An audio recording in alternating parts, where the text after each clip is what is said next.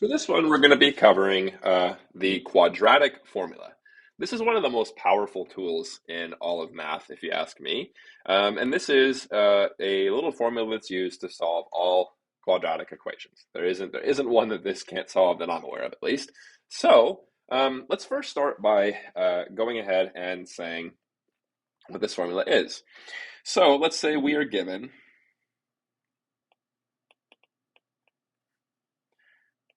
a polynomial of the form x squared plus bx plus c, where a, b, and c are all real numbers. Okay, so they can be positive, they can be negative, they can be fractions, they can be whatever, it doesn't matter. Then we can use the quadratic formula.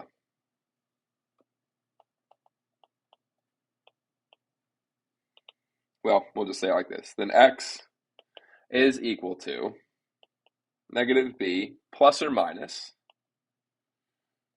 the square root of b squared minus 4ac. And this is all going to be over 2a.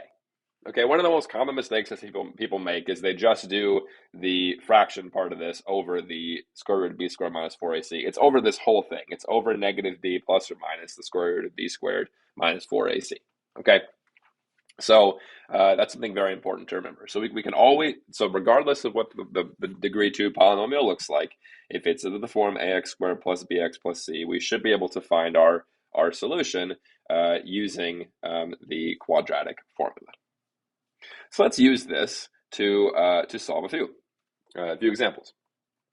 So here we're given 4x squared minus 9x minus 1. Okay, so let's go ahead and label each of our a, b, and c.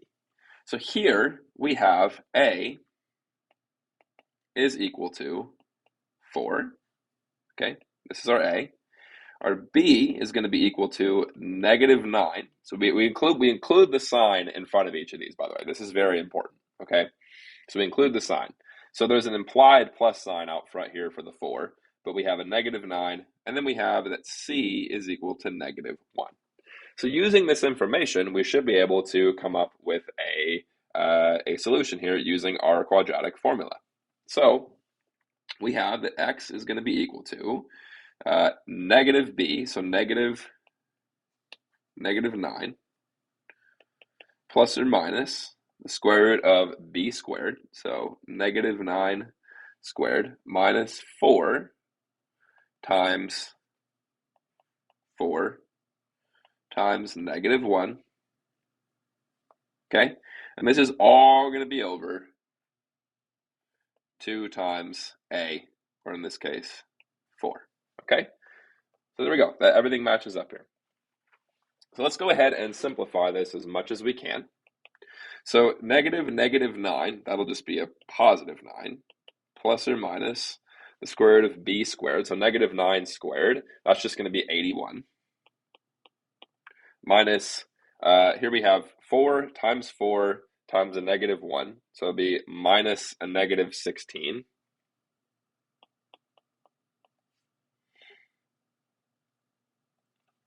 And this is all going to be over 8. Okay. So going further here, we have 9 plus or minus the square root of 81 minus a negative 16. That's the same thing as 81 plus 16.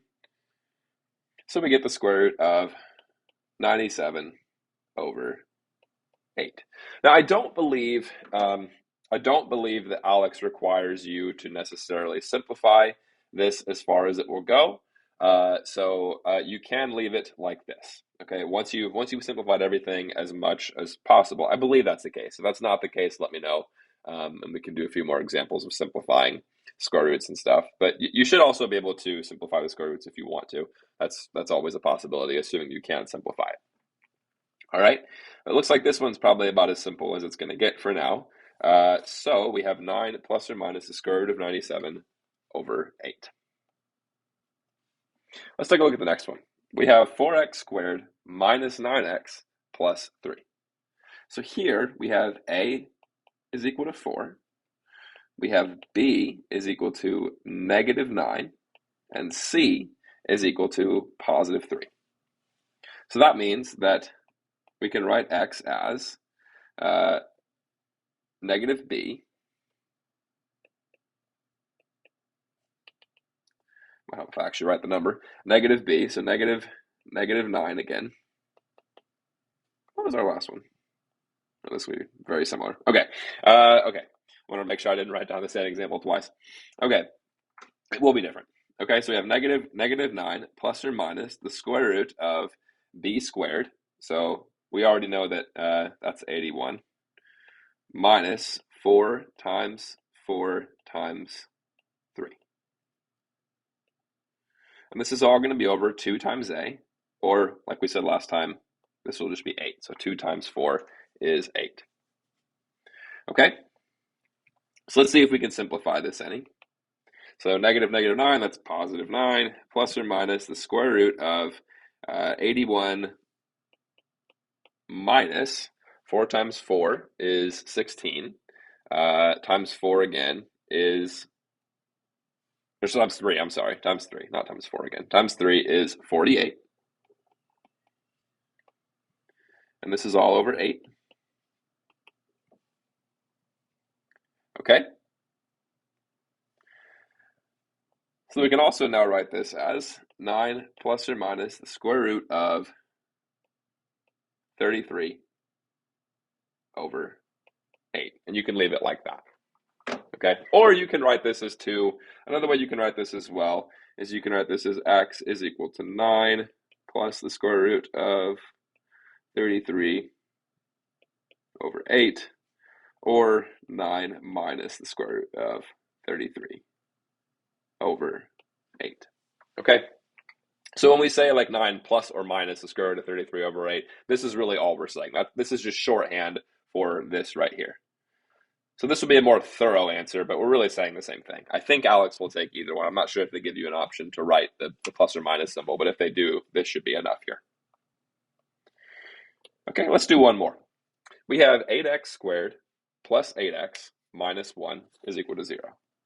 So here we have a is equal to 8, b is equal to 8, and c is equal to negative 1. So let's see if we can do the quadratic formula. We have x equals negative b, so we have negative 8 plus or minus the square root of b squared, so we have 8 squared, minus 4 times 8 times negative 1. And this is all going to be over 2 times a, or 2 times 8.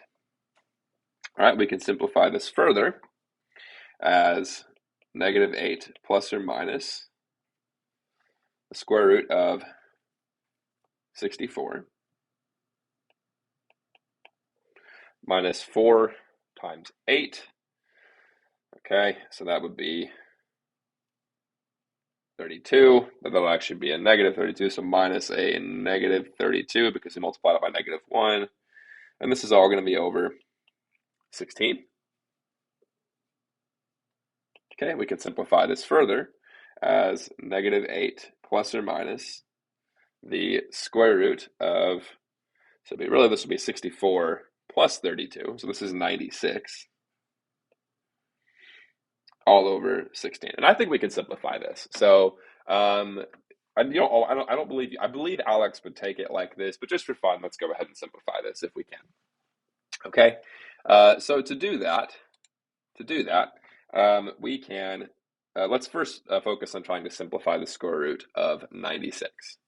Okay, so we can write the square root of 96 as,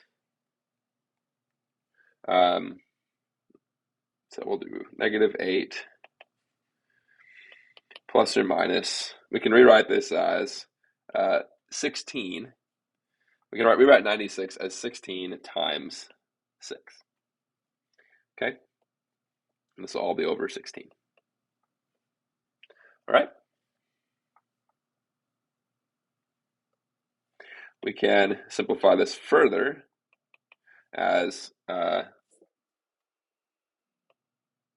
square root of 16 times the square root of 6 all over 16. Okay. And this is equal to negative 8 plus or minus 4 times the square root of 6 all over 16. But what's cool here is on the top here, we can, in the numerator, we can actually factor out a 4. So this is equal to 4 times negative 2 plus or minus the square root of 6 all over 16. Okay, but 4 over 16 simplifies down to 1 over 4. So this is really the same thing as negative 2 plus or minus the square root of 6 over 4. So there you go. That's a way you could simplify it as well. Like I said, I'm pretty sure Alex would take this, but it's still good to know how to simplify these things just because maybe on the final or on the midterm, you might be asked to simplify a square root. Anyway, so it's good practice. If I were you, I would try and do that, at least on your own, if you don't put it in an Alex, just as a way to get some extra practice out of it.